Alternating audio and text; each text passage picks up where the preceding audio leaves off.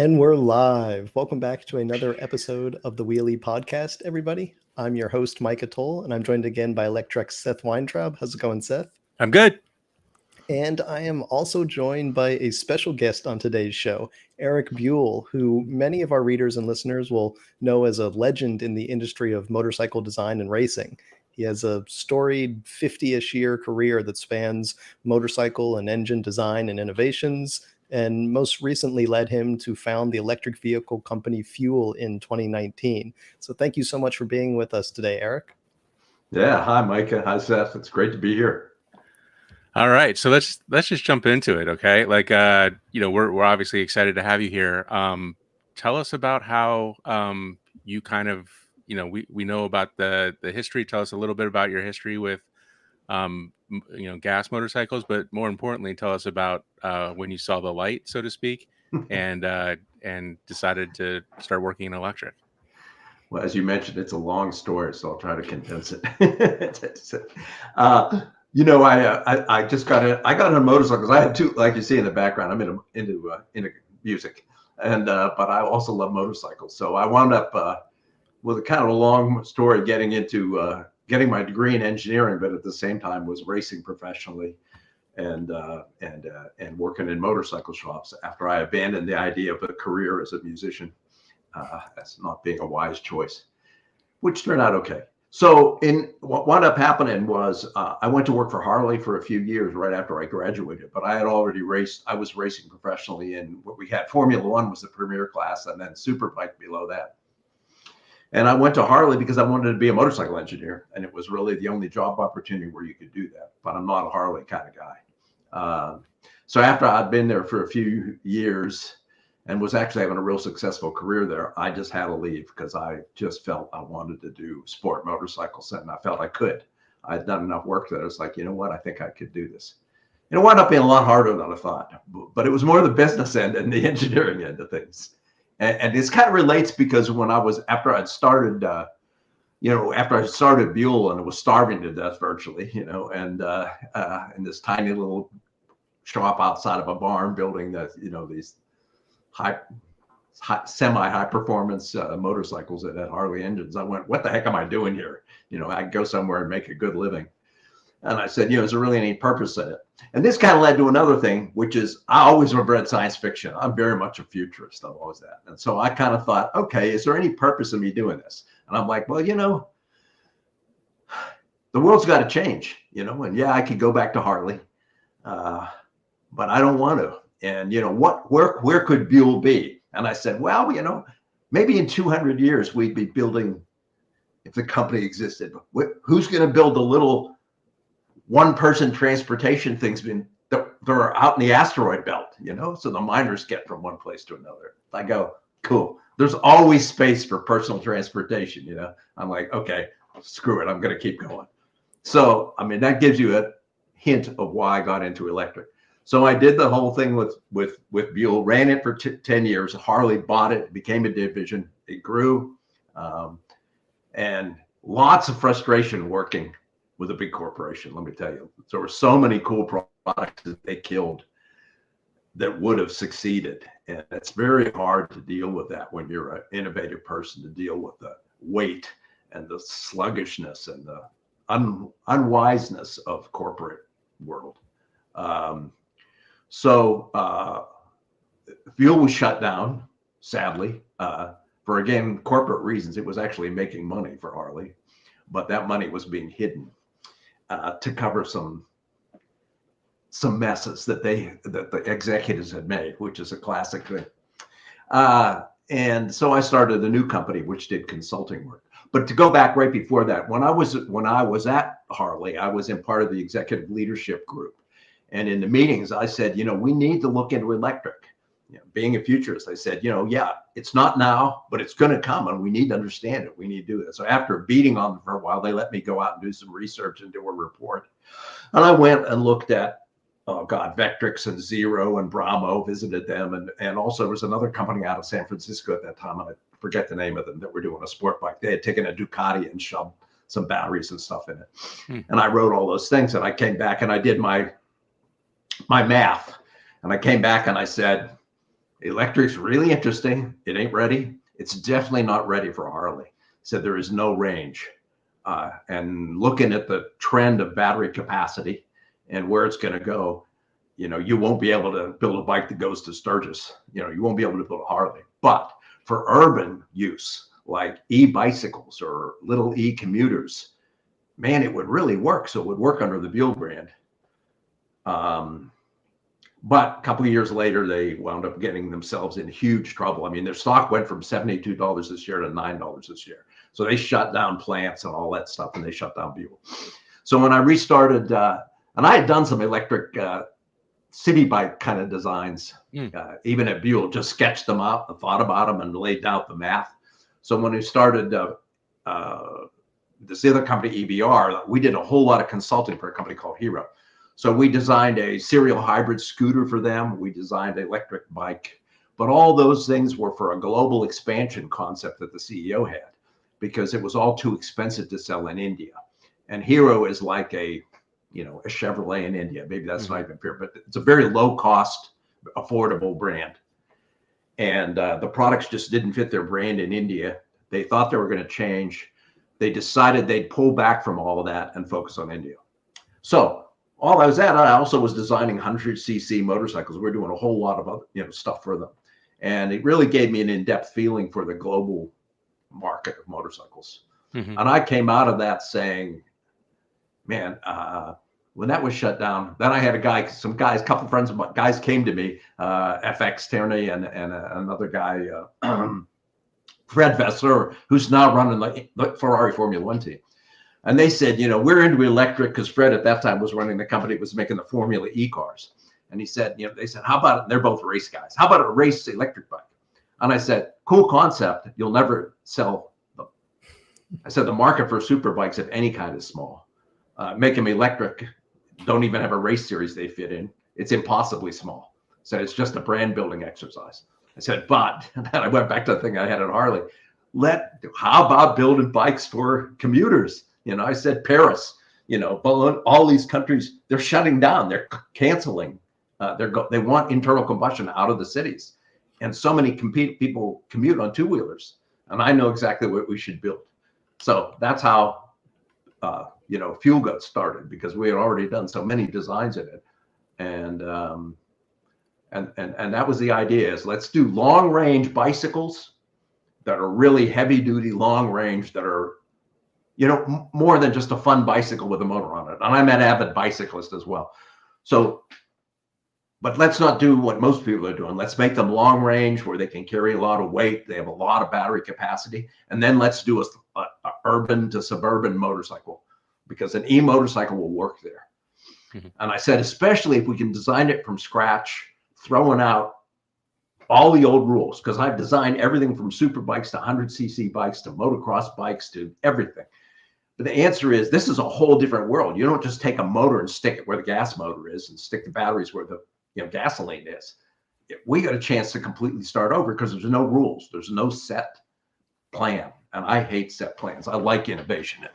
In the regular motorcycle world, rejected a lot, because you're either a cruiser guy or you're a race guy, and those guys hate each other, and it has to look like this if it's this kind of bike, and it's got to look like this. It's like, I hate that.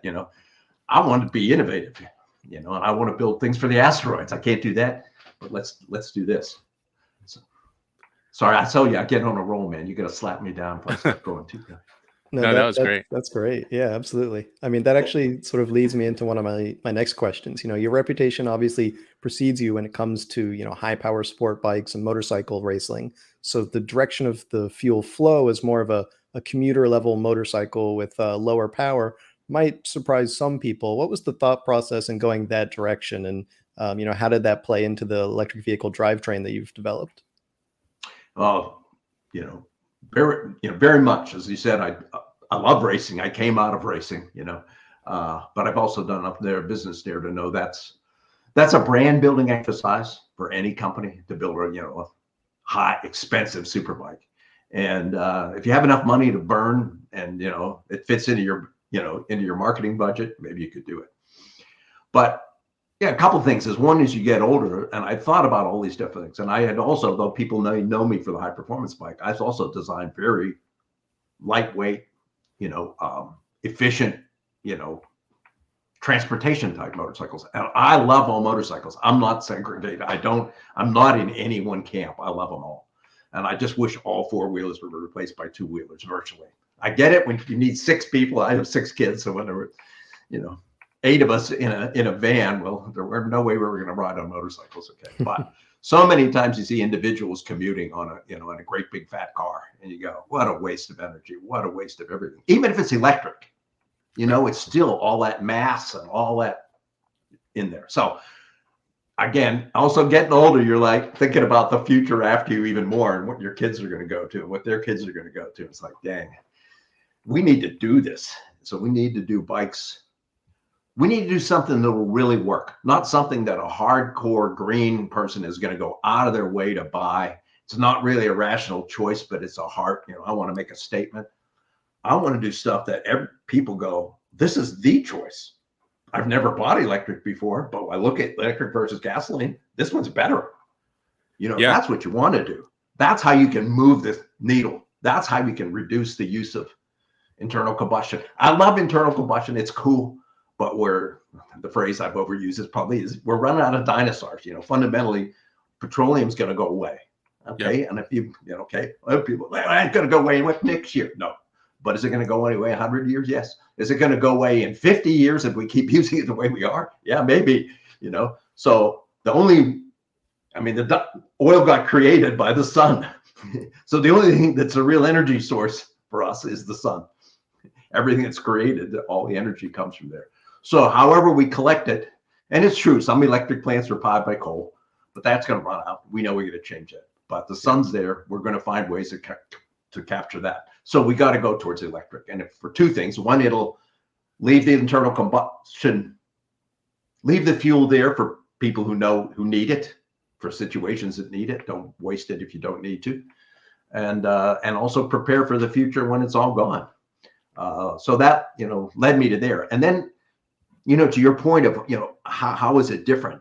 That was a big shakeup for me, Micah. What's going, okay, if I really want to do this right, this is a chance to go back to first principles and just reinvent everything. I mean, I know there's a certain things that a 2-wheeler needs to do, and that I know a lot different motorcycles, but I don't need to follow any of the standard ways of getting there. And that led us to the design. And I kind of want to jump on that. And sure, you originally came out with the FUELL Fluid, and that was kind of like for us, it was like kind of a game changer in terms of like battery capacity and range, and coming from your background, a great bike to ride. We kind of started seeing them everywhere, and then more recently, I think this is in June. You came out with the FUELL Flluid-2 and FUELL Flluid-3 electric bikes. And Micah got a first ride on those. But can you tell us, like, just kind of your thinking here? Like, obviously you had the first generation, but, the second generation, what did you learn from the first generation to get here? Yeah, the first product, like I said, with the idea with the FUELL brand was to, do bicycles and motorcycles.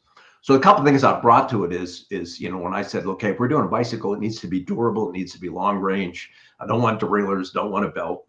I try ride with them. I mean, the bikes that I have are, I got a Trek Domani and I got a Specialized Roubaix, and then I got a Topstone Carbon with a lefty. Anyhow, I'm talking too bicycle geeky, but derailleurs suck. As an engineer, I like simplicity. Yep. And so we went that route. Well, the latest thing that we were coming out with the Flluid-2 and 3. So the Fluid ones were pretty simple, pretty durable, have a little more head angle, have some stuff in them that make them more comfortable ride. I've also had a Madone, really snappy, sharp, steep steering head angle, fun to ride fast, very, very nervous.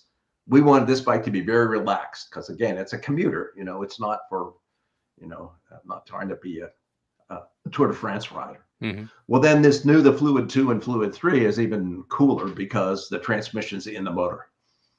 So we don't have and it's an automatic transmission, which once again, is for get more people on who aren't necessarily bicyclists, right? So, how do you make it easy for them? And Vallejo had come out with this, we're working on this really cool motor, which is almost done. That's the low power versions are in production, but the higher power ones are still coming. Anyhow, it's just a really cool idea. And then while we were at it, we redesigned it, and we got 2 kilowatt hours of motor in it, whereas the Fluid ones had 1. So the 2 battery bike has 2 kilowatt hours. The step through kind of bike is a full kilowatt hour in it, and that gives you range, a lot of range if you want to add your own effort, or pretty damn good range if you're riding it with not putting any of your own effort, almost losing it like a motorcycle. And again, that's to fit that whole concept of, is it a real commuter? Can I put on panniers? Can I put on stuff and load it up with groceries and ride it to work and back? This isn't really built for, I'm going to take it out and do a 5-mile ride on, Sunday morning once a week. We want people to commute on them, and they go good. These are fun shots that you got riding it. Like, this is awesome.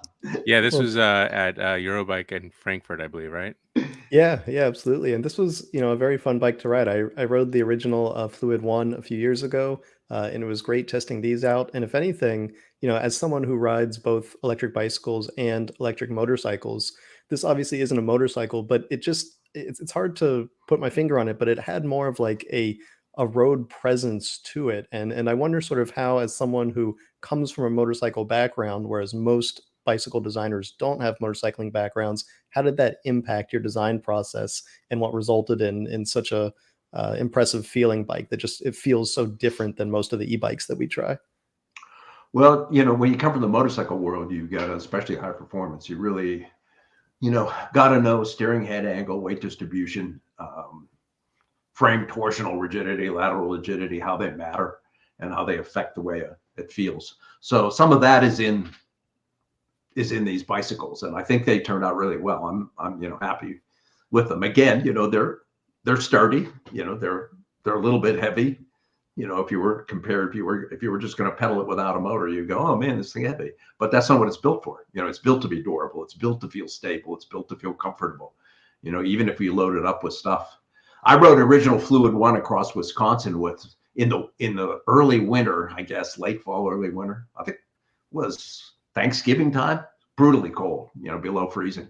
And I was had my, tent and my bivvy and my food and my stove and my layers of clothes all packed. I had 75 pounds of stuff on it.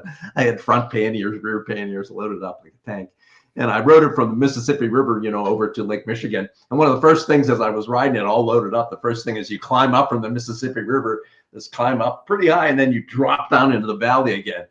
And I got up to like 45 miles an hour, and I'm like, oh dear God, I've never been wait a minute, this is a bicycle. And it was dead stable. But I was kind of laughing. It's like, God, being a test rider, I forgot that's what I was doing again. That's impressive. It's great to see you walk the walk and talk the talk with your own bicycle. Yeah, I want to ride a Fluid too. I wonder how far I can go with that. That'll be fun. One of these days I'll ride across the country on one. What I did was I camped out in the campgrounds, and I just rented a space where you have power.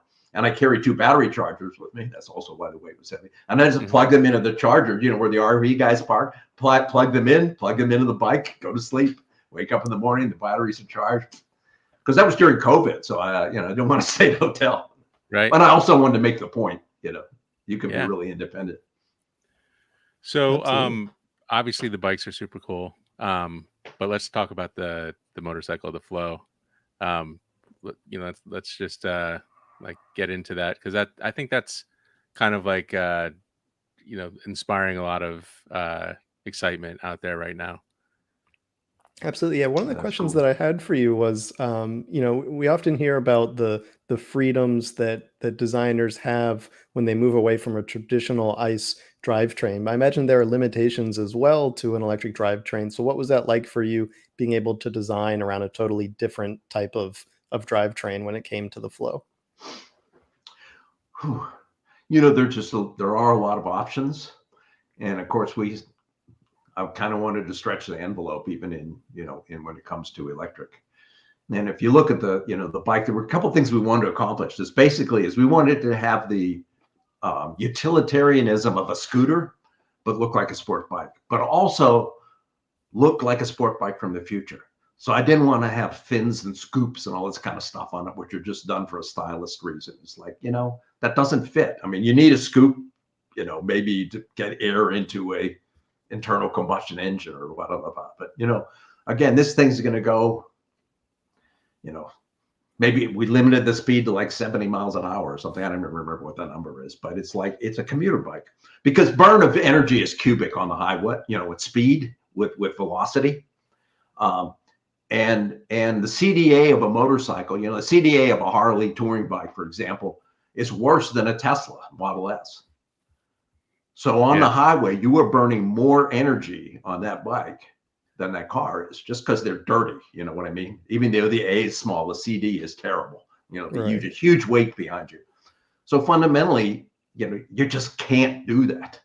But anyhow, sorry, I go up there, but that's kind of what I do. And the idea is I want to look super smooth, modern, futuristic. I don't want scoops on it. I want this thing to be sleek and smooth, and yet it's still got to look powerful and sexy. So there's an enormous amount of time going into how do we get that look, but also not, I've also got to accomplish certain things, technically. So for example, I need a big battery. I need a big storage space. I need a certain amount of power, and then combining that with the looks. So what I wound up going to is like, we really need a hub motor. And so we looked around and, what people think of current hub motors today, the stuff that's sold out of China and kits and stuff, is really old school, super heavy stuff. But we knew a guy in the US who's doing some very, very cool motor design stuff and has things in production, not this big as what we wanted, smaller, but really, really working, very high tech, very lightweight, very high torque. And so that was a crucial thing, was to get that hub motor that was light, powerful, and that made a big deal, because what that enabled me to do is a couple of things. There's just so many things. You're trying to think of all the things is, is how do I accomplish this? But also the couple of other things I want to think about is, okay, batteries are changing quickly. Motor technology is changing quickly.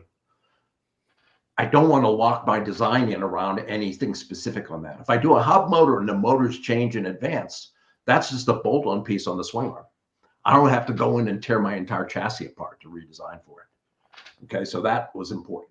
Second thing is, how do I do the batteries? What do I want to do? And I've seen, so what we did is we do a big battery pack that's an integral part of the chassis, but I can put any type of battery inside it. And that's a magnesium housing. It's part of the styled surface. And the batteries are as low as possible. Again, for the kind of duty cycle that you want, having that weight low is really important, because batteries are heavy. And so you want them in the bottom of the vehicle. And so with the motor on the back, I had more room for the battery and more room for storage. So we've got 10 kilowatts hours of battery in the thing and 50 liters of storage on top of it that you can't even see. It's when you pop open the thing, looks like a gas tank. There's a 50-liter capacity, and that's bigger than almost any scooter, and way bigger than an electric scooter. For example, the BMW electric scooter, which is pretty cool. If you want the long-range battery, they fill the entire storage space up with battery. So it really doesn't have it. Just like you need to add saddlebags to your, scooter in order to carry capacity. So that was kind of my goal, is, so it's like, how do you have this utility vehicle that looks incredibly sexy, is quick as heck, but it's limited on top speed, because you're doomed if you try to go for top speed anyhow. So just market it for that and be real. And again, my point is, want to make a bike that won't disappoint anybody, that indeed they go, I can't get this in an internal combustion vehicle. You can't have a vehicle of this size with that much storage capacity and that weight in internal combustion. It just can't be done. So that's cool to me. It's like, again, it's not a substitute you have to buy for a green reason. And I'm okay with people doing that. But more people buy it as like, God, this is just the best solution. That was kind of my goal. And so we put a whole lot into this concept. There's an enormous amount of time, enormous number of directions, different directions that you'll never see. Ways that I went, shoot, that won't work. Absolutely. Well, I mean, we take our hats off to you as, a designer and engineer, because what you've created here is just beautiful. And I know that we're both super excited to see this one coming out, which I believe is next year, right? That's our goal. Like everything, there's so many things you got to get accomplished, and supplier hiccups and blah, blah, blah, and it's got to be fully tested and all that kind of stuff. Is that's a big deal. And that's something I bring, from the motorcycle world, having done, been involved with Harley and Hero and design products for them, and designed Buell and EBR products, made over like 150,000 of them. So the quality, and we were the best products in the Harley lineup from JD Powers by a good amount, and that made me very proud. That's a big deal. You don't want people to be disappointed, but that means you got to do everything right. You got to test it. You can't launch it when it isn't right. That's a big deal. So that's our goal. We're working towards that as absolutely as quickly as we can. And one of the interesting things is we've gotten a lot of people who pre-buy them, which has really helped us, because you go out to the venture capital investment community, and they want their money back. They want to make 20% interest a year and get out of it in 2 years. And they just don't give a crap about whether it's good for the planet or anything. It's just what's good for their wallet. And so you can bounce, oh, well, nobody's done that before. And go, yeah, that's right, because that's the opportunity. Well, we'd like to see if it's done first. And then we somehow want to jump on board and get rich on it. It's like, okay, that's just not going to work. And you go to big companies and they go, oh, that's just too radical. The answer is, no, it isn't. So it's going to happen. So it's a tough road to get there, but it's worth doing. Absolutely. We could not agree more. And Erik, we really appreciate you coming on the show and sharing all this with us. This has been fascinating, and we are going to continue following this with interest. And I think both of us can't wait to get on all of your new bikes, motorcycles, and everything that's coming out. So thank you so much for coming out and being on the show. Yes, thank you guys. Thank you guys for inviting me, and very much. Keep up doing the great work, bringing out the news about this changed world. This is cool. Thanks, guys. All right, take Absolutely. care. All right. Man, that was fascinating. That was awesome. Yeah, and if anybody was interested in fuel bikes besides what's on Electrek, check out their website. It's FUELL.us. So lots of fun stuff there. Absolutely. And that was just the beginning too, because we have a bunch more news to cover across a number of different stories, both electric bicycles and electric motorcycles. I think we're going to start somewhere in the bicycle space. Where's that going to be, Seth? All right. The country where electric bikes outsell pedal bikes. Yeah, so you've got a couple seconds to put your guesses in, and it is Germany. Congratulations, Germany. We recently heard new numbers on the German electric bicycle industry. For the last few years, they've been approaching parity in terms of sales between pedal and electric bikes, and they are estimated this year in 2023 to finally surpass the sale of pedal bikes with electric bikes. And Seth, you and I were both recently in Germany. I know you've been there a number of times, and each time I'm always amazed by the number of e-bikes I see on the road. And if anything, I almost felt like we would have reached this point a few years ago myself. I mean, how do you feel having been there so many times and seeing this firsthand? Yeah, same here. I agree. They're everywhere. You almost don't even see acoustic bikes too much anymore, or if you do, it's kind of like an old classic version that's being ridden by a either a competitor type person, or somebody who's probably hasn't thrown a lot of money into their cycling habit. So not a surprise at all. And I would also add that Germans and I would say Europeans in general typically throw a lot more money into their e-biking habit. or world than we're typically used to in the U.S. Typically in the U.S., somebody asks me for a recommendation on an e-bike, I'll give them a recommendation. They're like, I kind of wanted to spend like $1,000, and that's always like, okay, well, your options have changed quite a bit. Here's the two or three that make sense there. But in Germany, like bike after bike, you see recent Muellers, you see Mustache, you see a lot of Gazelles, which are Dutch bikes. You see just like tons of high-end bikes being ridden. They take it as a serious transportation option there. Yeah, absolutely. I mean, I think that's really the major selling thing here is just that it's a totally different mindset in Europe and especially in Germany, which, if anything, I think is even more impressive since Germany has such an automotive history and it's a big part of the culture, is to see such a dedication to electric bikes as vehicle alternatives. Obviously, it doesn't permeate, the entire society. You still have a lot of motorheads in Germany, but this is a very different mindset compared to what we see in North America, where electric bikes are starting to be seen as transportation alternatives by a larger community, but they're still often a recreational Sunday ride kind of thing, maybe a fitness bike, that sort of thing, as opposed to this is what I use to not buy a car. I think that's once we get to that point in the U.S., if we hopefully get to that point, that'll be the major tipping point. Yeah, so Germany crossed here, I guess, this year. Um, what other countries are we close in? Or I think I remember seeing something somewhere, maybe in the responses to this, that Switzerland, I think, already crossed over or was close to crossover, and Netherlands and the countries in that area. So we're basically seeing like Western Europe kind of switch over is kind of the idea, I think. Yeah, absolutely. And that sort of follows the general trend we've seen that has gone, Asia to Europe to finally North America following like a decade behind everything else. So, it tracks and hopefully it's a sign of more good things to come.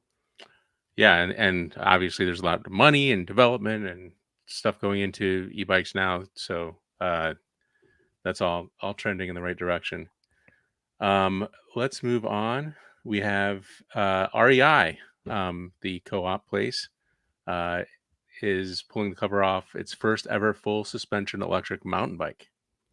Yeah, this is the Co-op Cycles DRT E3.1. So REI, through their Co-op Cycles brand, has released other electric bikes before. This is the first time they've done a mountain bike, and they're coming out strong with a full suspension bike right off the bat. It's got Bosch's Performance Line CX motor, so they're not pulling any punches here. This is a very nice mid-drive motor, and they've got some pretty good components here as well. The SRAM SX 12-speed drivetrain.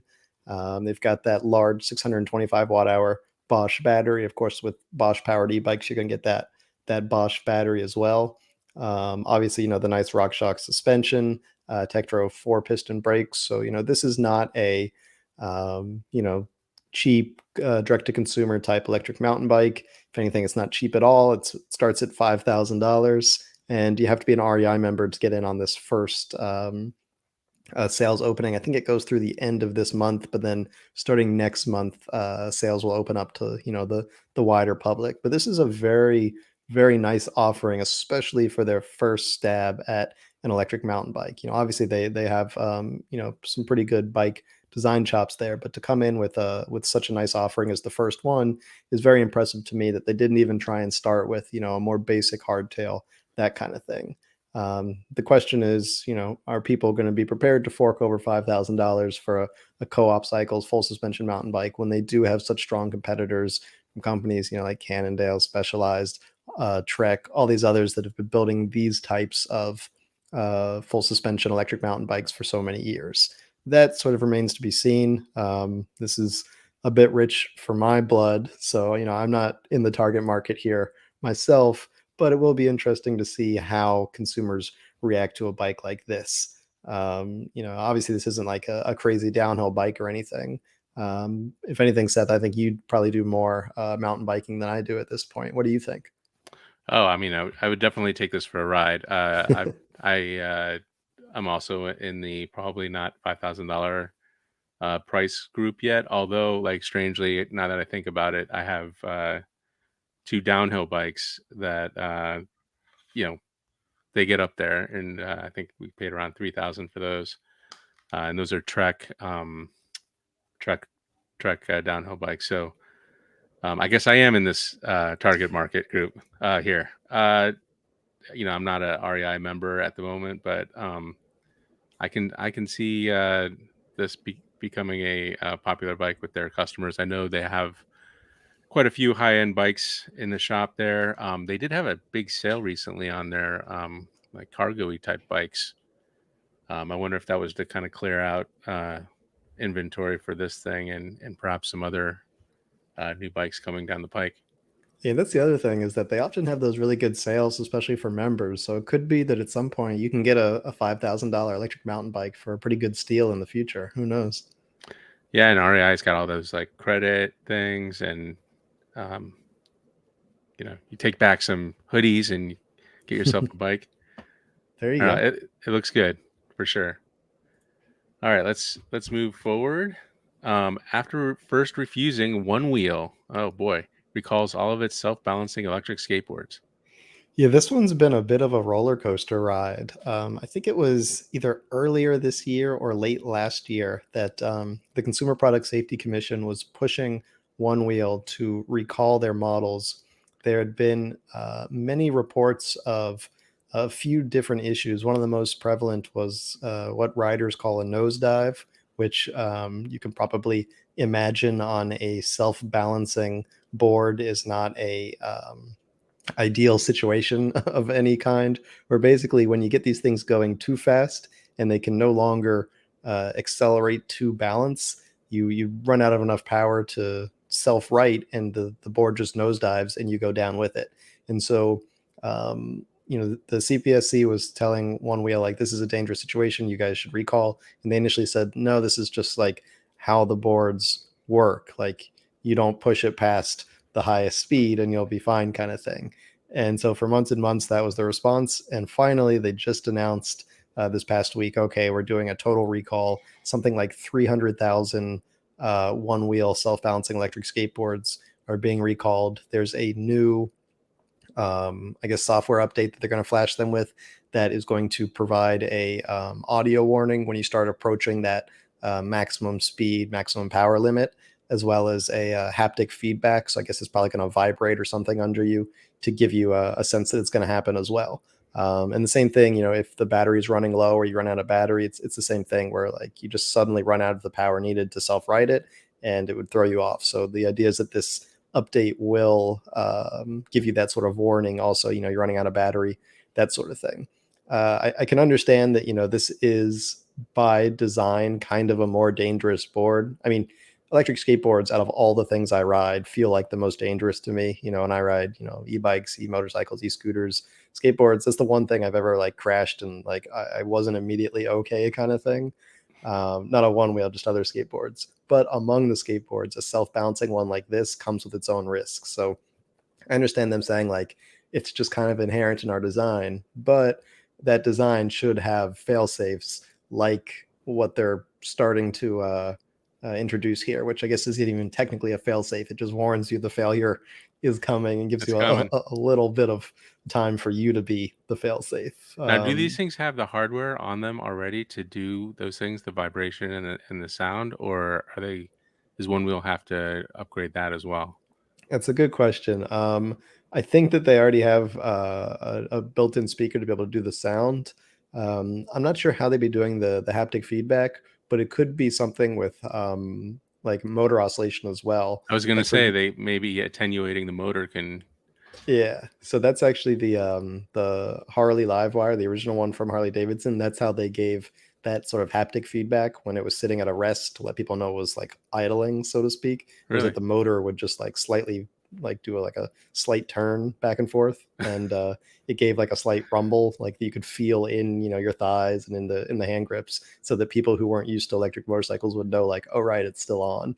So I think that's something they could do with the motor there. Interesting.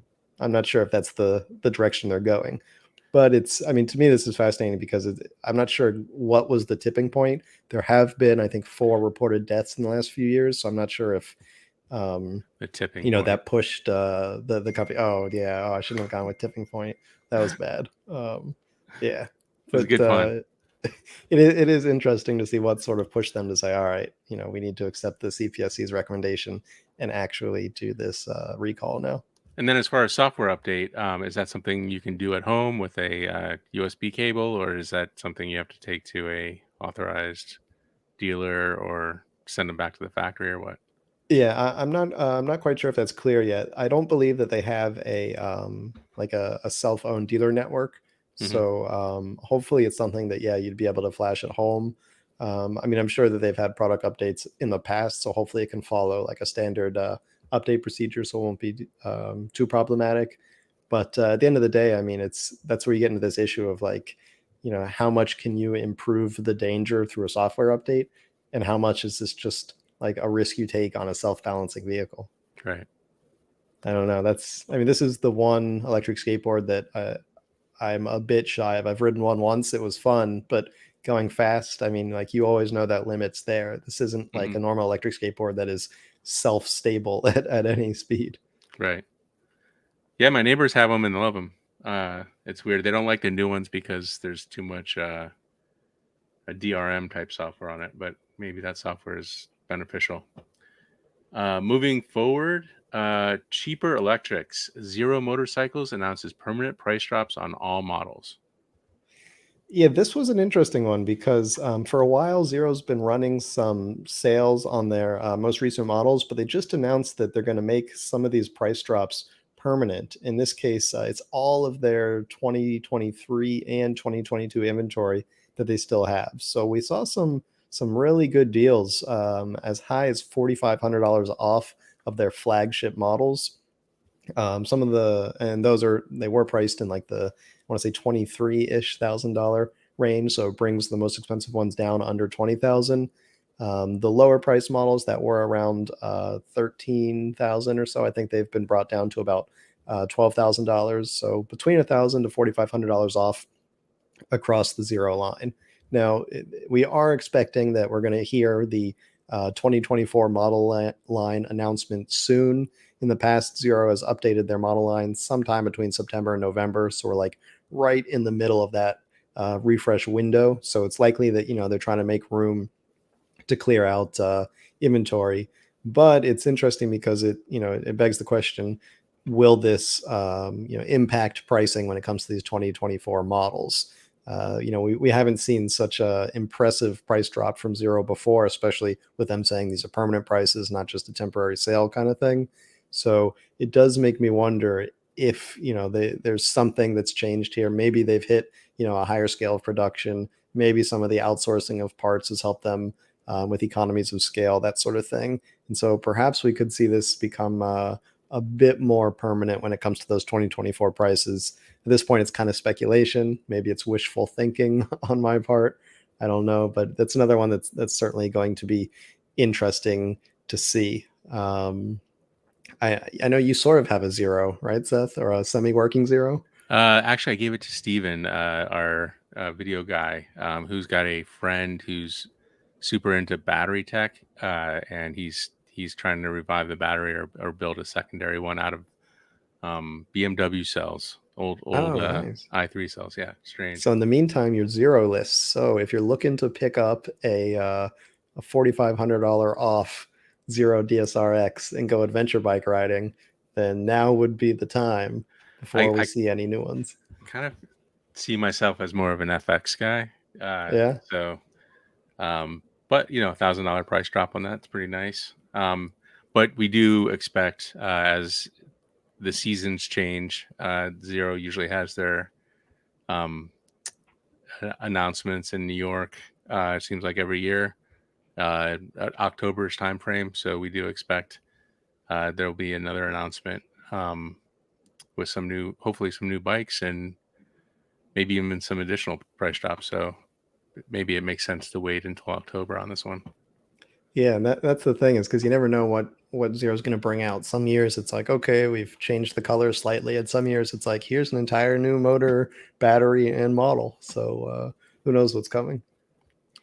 Yep, we'll keep an eye out, and if we get invited to an event in New York, we'll certainly report back. All right, and last and not least, we have Scooterson is the weirdest and also the coolest electric scooter I've ever ridden. It's weird for me to use the anythingist because I've been on so many different vehicles at this point, but I have never seen something quite like the Scooterson. If anything, it sort of reminds me of like the weird Chinese designs that like they don't listen to normal rules about how vehicles should be built and they just create fun things.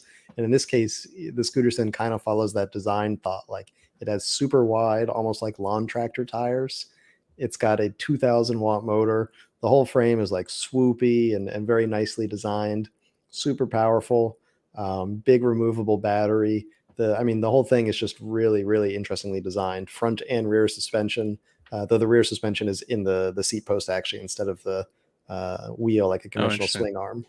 And if anything, it's funny because the front fork suspension is the exact same as the suspension in the seat. It's just like an upside down fork. Really? So it's kind of an interesting suspension design there. But really good performance too. This thing is limited to 28 miles per hour out of the box, but there's a higher power version. You can open up to 34 miles an hour. So it looks cool. It's got really good performance, good tech on it. It's got a very nice app as well. So it's not just hardware, it's also the software side. They've really kind of outdone themselves with the design here. Now, that being said, when you go down the list of like, it's got this and that and that, then the price is going to be up there as well. It starts at something like $3,200, and that's for the entry level model. So if you want the one with the, twice as large battery, and the nicer, like, NFC unlock, that kind of stuff, I think it's closer to $4,000 US. So, this is a very expensive scooter. There are like, light electric motorcycles that are priced in that realm. There's a time you could order a Saunders Metacycle for that price. So, you're forking over a lot of dough here. But if you want something that looks unlike any other scooter out there, this is going to be the way to go. The one caveat that I would tell people is the first time you get on it, it is super weird to steer just because the tires are so wide. So if you think about like, especially on like heavier bikes or motorcycles, and you think about counter steering, where you sort of like, if you're turning left, you push the left handlebar forward a little bit and that starts your lean. You kind of have to exaggerate that movement on here. And after a few minutes, it becomes, more intuitive feeling. But in the beginning, it's just like it wants to stay standing up and going straight. And you got to like make an effort to turn it. So it's got a unique ride style right off the bat with those super wide tires. But if you're looking for something unique, it's hard to find something that stands out more than the Scooterson, I would say. What do you think of the design, Seth? It looks pretty cool. Can you stand up on it? Like, if you didn't want the seat there, would you be comfortable standing up? Did you try that at all? Yeah, absolutely. So you can stand up on it. It's definitely got, a big enough deck there. It's a bit odd. Like, you've got sort of like a useless seat behind you. Right. And then it's kind of like at the back of your legs. So I did stand up a bit, and they demonstrated like this is another ride option. But like they say, why stand when you can sit? Like, Right. I get it. So all the power comes from the 2 kilowatt motor in the rear, which is actually rated for 2.6 kilowatts. So the front wheel kind of looks like there's a motor there, but there's no motor in the front, right? Yeah, absolutely. They did a good job designing it. They actually have those wheels custom made for them, and so they look the same front to back. The other interesting thing is the only place on the entire scooter where it says Scooterson is in the wheel rims there. And I think that one of the things they said was they didn't want to like plaster their name all over it because it takes away from like the design. They wanted to keep like the clean, swoopy, nice design. So that's like the only place you find their logo is right in there. And legal wise, where are these things legal and illegal, or is it going to vary by jurisdiction? Yeah, welcome to the Wild West. I mean, e-bikes have done a good job of incorporating the three-class system in like 30 something states at this point, but electric scooters, it's just all over the board. The Hmm. interesting thing is this has a number of additional features like turn signals and such, but when you're looking at these speeds, it's going to put it out of the scooter category in a lot Hmm. of states, especially the higher power version that goes up to 34 miles an hour. So that's a very good point that, like, if you want to be aware of staying within the letter of the law, you're certainly going to have to check your local regulations about how this fits into scooter laws. Yeah, I wonder if you could even get it licensed. I don't know what you would license, maybe as a moped or something like that. Yeah, I could see it in some places. A lot of states have moped sort of divisions that go up to either 30 or 40 miles an hour, so it might fit into some of those. Cool. All right. That's it. And our questions today, I'm going to head down because we got a lot of stuff during our conversation with Erik. But Electric Ride says definitely to have to look cool while riding. My goal of Fuel was let's go Fuel Flow. A lot of fans. Yeah, a lot of fans. Electric Ride says weird this one wheel recall didn't address the ghosting issue that I've seen being reported. Are you familiar with that one? I'm not familiar with the ghosting issue, no. Is that what you ghost ride a one wheel? I have no idea. Yeah, neither of us are really one wheel riders. So you've got a couple minutes to tell us what ghosting is before we get to the end of the comments. Electric rides. All right, Carl in San Diego. Too many podcasts on Friday. Oh no, I'm watching many starting live in the middle and then rewinding to see what I missed. But I do appreciate the content. Mike, I think we need to start, doing a more set time. Is noon good for you? You think noon Eastern time? It's a bit late here in Tel Aviv. I'll have to figure Okay, out a good maybe middle earlier. Maybe ground. we'll do like a morning on Friday podcast because I have the evening one with Fred.